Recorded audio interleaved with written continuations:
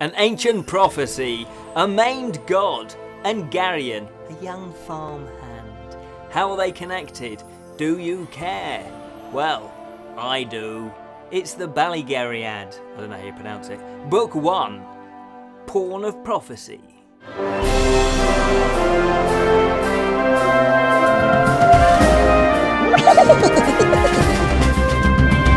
Hello, welcome to the Bottled Imp. Exploring the realms of fantasy. Oh, yes. My name is Ken Boyter, and today we're going to be looking at the I don't know how you pronounce it. I did it off camera. The Belgariad. I think that's how you pronounce it. This is a book series. It's 5 books in the series, and this is the first one. This is Porn of Prophecy. Okay, careful how you pronounce that one. Porn of Prophecy, and it's by David Eddings. Now this book, I believe, has not been out of print since 1982 when it was first published. It sold millions of copies, and I do actually remember starting to read it probably about 20 years ago, and for the life of me I cannot remember why I stopped reading it halfway through. Yeah, I didn't finish it. So I haven't read book 2 or the rest of them yet, and I've not finished this one. Well, I have now, obviously, for the review. So I was curious to wonder why I actually finished reading it halfway through. So, was it worth reading all of it? Let's find out.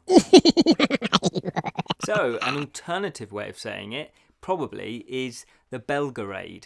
Who knows? If you do know, maybe you could drop us a line and let us know how it actually is pronounced. Anyway, as I say, this is book 1. This is Porn of Prophecy. So the setting, well, it's set initially in a farm, in Faldor's farm, and this farm is it's a working farm. It's quite big, it's quite large, there's quite a lot of farm hands, of which there's a young boy. Now I think he's about 8 or 9 when we first meet this young boy, and his name is Garion, and he is helping out in the kitchen. That's his main duties that he does day to day, and he works alongside, under the supervision more like, of his Aunt Pol. And so it's a quite a nostalgic opening. So it's him basically, it sort of talks about his memories of that time. And he gets on really well with his aunt, but the aunt is a really nice character, as in she's warm and cosy, but she's fierce at the same time. She doesn't let him get away with anything, so he has to work hard. But she's one of these sort of matron type characters that actually cares for Garion, and so there's that cosy feeling. So that's the setting, and it also explores, the first half of the book, and this is where I remember, this is the bit I remember, is him growing up basically on this farm. And so the first half of the book is about him on the farm, and so he's got a friend that he plays with, and he's also got his little bit of flirting with a local farm girl called Zubret, I think her name is Zubret. Again, pronunciations, I am terribly sorry. There's also a storyteller that visits the farm randomly, so it could be every 6 months, or it could be 2 or 3 months, or it could be once a year, or it could be like 3 or 4 years go past. But this storyteller is named Mr. Wolf. That's his nickname, and he's quite a bit of a rascal, this character, and he actually has quite an influence over Garion. Garion, because he's an orphan, actually looks up to this storyteller as a bit of a father figure, or a cheeky uncle, because, as I say, this storyteller is a bit of a rascal, and sort of goes into the kitchen and sort of helps himself to food and that kind of thing. So he's got 2 mentors in Aunt Pol and also in the storyteller, Mr. Wolf. So that's the setting. It's all warm, it's all cosy, and it's basically a feeling of being protected because he's in this community of the farm. There are several themes that run through the book, and one of which, as I mentioned before, he is an orphan, so he's exploring his feelings of being an orphan and what that entails, and that opens up of what is identity, who are you, where do you come from, and how do you relate to the people that are looking after you. So there's that theme. The sense of belonging is also there, so that's why this sense of being on a farm, this self-contained community, is really, really important to Garion. The other thing is, as I say, is importance of family. So there's that sense of, well, what is his family and who does he regard as family? So obviously he's got his immediate family, his guardian of Aunt Pol, but also this Mr. Wolf character that keeps coming in. And then we've got the Fellowship. So like Lord of the Rings, I don't want to give too much away of the plot, but there is a quest, as you can imagine. And there's a sort of group of characters that all come together that, again, are kind of unlikely friends, if you like. So there's that importance of friendship and family, but not immediate family as such. So you can find family in friends and the loyalty of friendship. There's also, I guess the main theme of this book number 1, is the coming of age story. So we follow Garion, I think it's over about 4 years in the first half of the book. It's something like that. So I think he's about 8 years old and he goes up to about 12 or 13.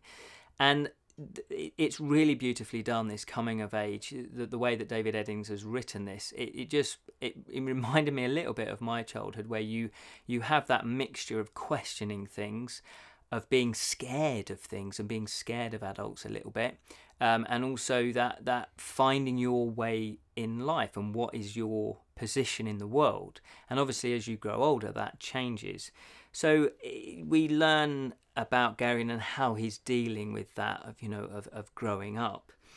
The fantasy elements, yes, they are very low level to begin with. So he basically just sets up this lovely idyllic situation on a farm, and then as the book unfolds, you learn more and more about the fantasy elements within the world, the magic. And so that is really nicely done. It's the way that it gently comes into the book makes it believable, makes it real. And I'm sure in book 2 and the rest of the books, the fantasy and the magic element and the fantasy creatures, that kind of thing, will just grow. So I'm really looking forward to that. The quality of writing, as I've hinted at already, is superb. It's really well done. It's consistent right from the first word. There isn't any sort of, the first 30 or 40 pages are a little bit wobbly and then it settles down. Right from the get-go, it's actually consistent. So the quality of writing is brilliant. And it flows. There's such a sense. It's not necessarily, like a page turner as a thriller in that sense, but you want to be in this world. You really do want to know what happens to Garion and actually kind of secretly be him, because there's all these lovely characters around, especially the storyteller character.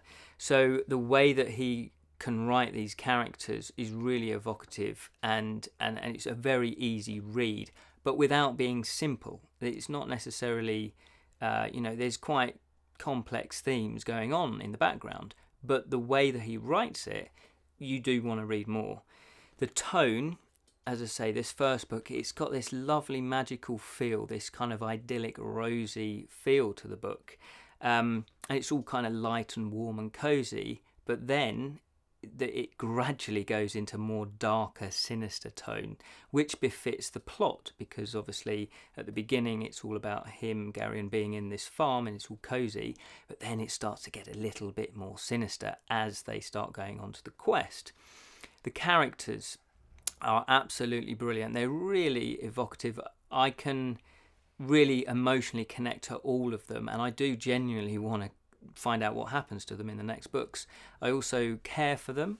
I also, like and dislike the ones that I'm meant to. So they're very well drawn. They're very believable, and they're not caricatured. I really did care about the characters.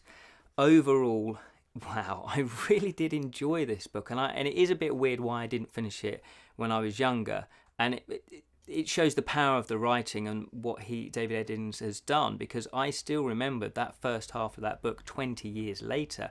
I remember reading it and reading about Garion and being in the kitchen and his relationship with Aunt Pol and Mr. Wolf and the other characters. So I was definitely curious to see where the book went. It does have quite a few Lord of the Rings similarities. The quest is similar. There's an artifact that they need to go and find, basically. I don't want to give too much away. There's the fellowship feeling of characters that are kind of misfits, but yet they all pull together and they go on this quest. There's the beginning bit of like, he's on the farm, and that really is like being in the Shire in Lord of the Rings, and it's all cozy and lovely and idyllic, and then events happen to this character that forces him to go on this quest. Again, a bit like Lord of the Rings. But that's not a bad thing. It doesn't feel like a cheap knockoff, a cheap rip-off, of oh, I know, I love Lord of the Rings, so I'll write my own version. There's enough differences to make this, a good separate story. And because of the Lord of the Rings kind of maybe homage or the references to Lord of the Rings, I don't know if he's done this on purpose or not, the author, it actually has that familiarity about it, if I can say that word. So it feels like you've been here before, yet it's different. So it kind of puts you in a comfortable frame of mind to read it, and therefore you do want to know what happens.